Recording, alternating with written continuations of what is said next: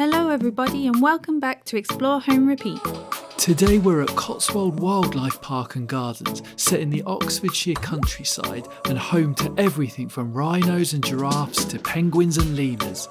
With beautiful gardens, walk-through enclosures, a small train ride and loads of space to explore, it's a popular spot for a day out. But with so many UK zoos and wildlife parks to choose from, is this one actually worth a visit? We'll explore all the main animal areas, check out the play zones and give our honest thoughts on whether it's worth your time and money. Right, let's go and explore. Just in front of the big house, they have these fields and they're huge, great big rhino enclosures. They're really, really good. This is almost one of the things that Cotswold Wildlife Park is famous for, is this big savannah outside the house. Also got some relatively young rhino as well here. Here's a map of Cotswold Wildlife Park. They have a huge car park, so you never worry about parking, it's fine. Parking's free as well. But they've just got this huge, great big train that goes all the way around. You've then got the kids' farmyard at the top here. A sort of birds and waterfowl and wolves wood over this way. You've then got the big white rhino paddock. Down here is the leopards and the giraffes, porcupines and camels. And then up here, this is where all of the reptile houses are, the invertebrate house, the siamangs. This is really the centre based around the old house. But then you also have one of our favourite bits, the walled garden. You've got the penguins, meerkats, parrots, prairie dogs, otters, mongooses, this whole walk through Madagascar exhibit with lemurs. It really is a full day out. We found the giraffes. This is one of our favourites. When the giraffes are indoors, it's really good almost to go in winter, because if they're indoors, you can go up these stairs on the left-hand side, and then you can go up to head level with the giraffes, and they sometimes come up really close to you. Wow, the view you get of these lions is amazing. I mean, look how big they are. If you go back and see our old Cotswold Wildlife Park video, I think we were all wearing masks and things like that. So it's really, really good to come back here and see what it's like now, see if anything's changed, see if it's still as good as we remember. Right, into the reptile house. Very warm in here and dark, but really, really good. I love this reptile house. You've got these amazing frilled lizards that have this big frill around their neck that they can extend, I guess, when they're threatened. You get amazing views here though. Wow, they've got this amazing gaboon viper, western gaboon viper, and gosh, is it an intimidating thing. I think these are really poisonous as well.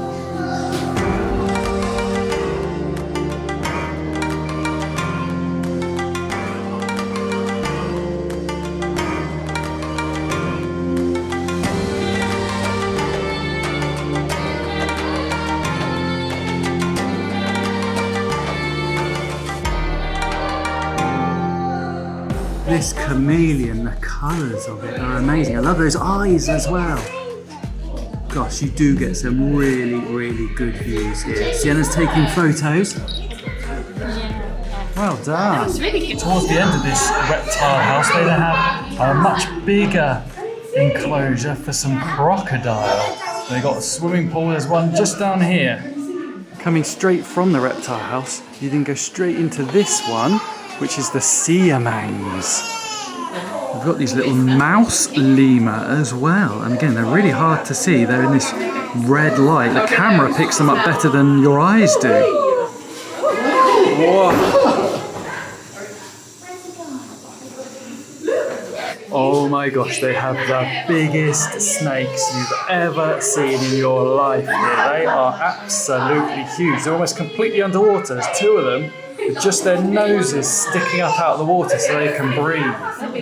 They also have a view so you can see them underwater as well, which Sienna is loving. Next up, after that reptile and the snake area with the siamangs, going into the fruitbat exhibit. And I love bats. Again, I love all the theming and everything in here. It is so well done, this place. In this bat area, there's also a few other enclosures with lots of little tiny mice and all sorts of things. Down by the meerkats and camels area is this little Africa. And they've got some grundies here, fluffy little things, and I guess everything here is from Africa. We've also got a whole community of naked mole rats. Incredible things.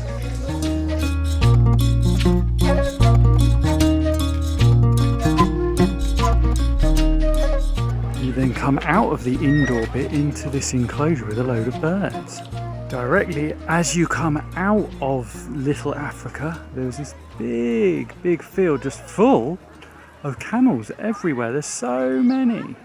And here's the train coming past as well. Hopefully we can go on this later. One thing we obviously have to do when we come to a zoo that's got a play area is come and play on it. We've got a 3-year-old. This is a non-negotiable. We have to come to the play area.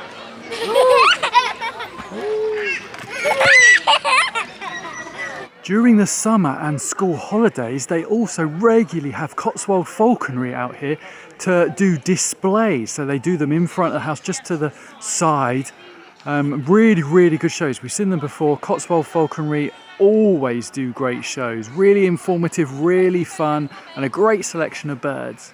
Why I wouldn't want to fly the bird in this manner. It's so easy for the prey. Next up is the walled garden through this gate.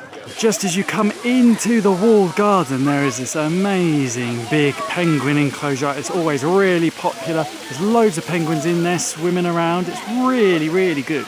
You can see here the beautiful gardens they've got. These really nice dry gardens with cactuses. It's all very exotic looking. I love this area. In the summer, this is its like peak, like the planting, just all the enclosures. They're really good.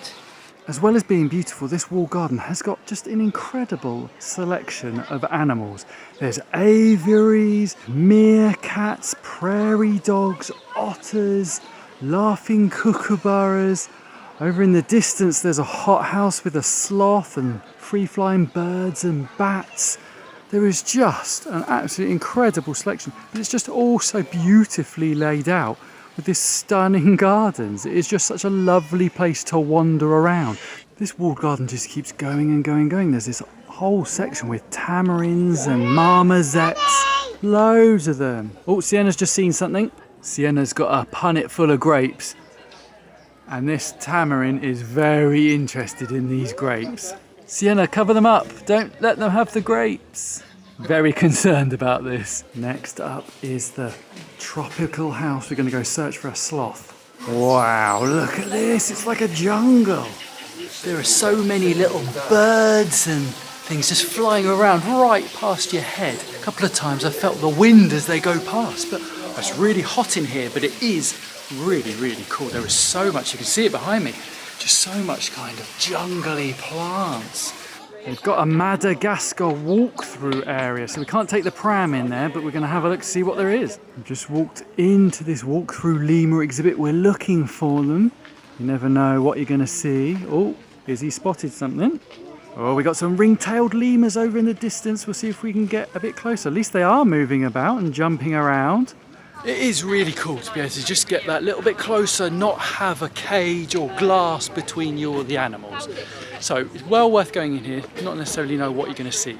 We've now just walked into this farmyard area, so where there's an indoor bit and then a big outdoor bit with loads of animals. I think there's a goat area where you can walk through and stroke them. So this area you can walk in and then you can go and stroke the goats. You've got loads in there. Well, quite a few. We used to have more, I think. Just wandering onto the wolf area.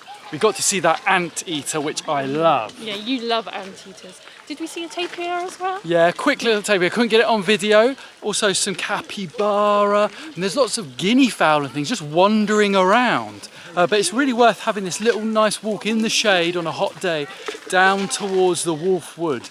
We're now going up the boardwalk into Wolf Wood. There's lots of signs that say you have to be quiet. Hopefully we find them, because I think last time they were like hidden in their dens, yeah. So let's have a look.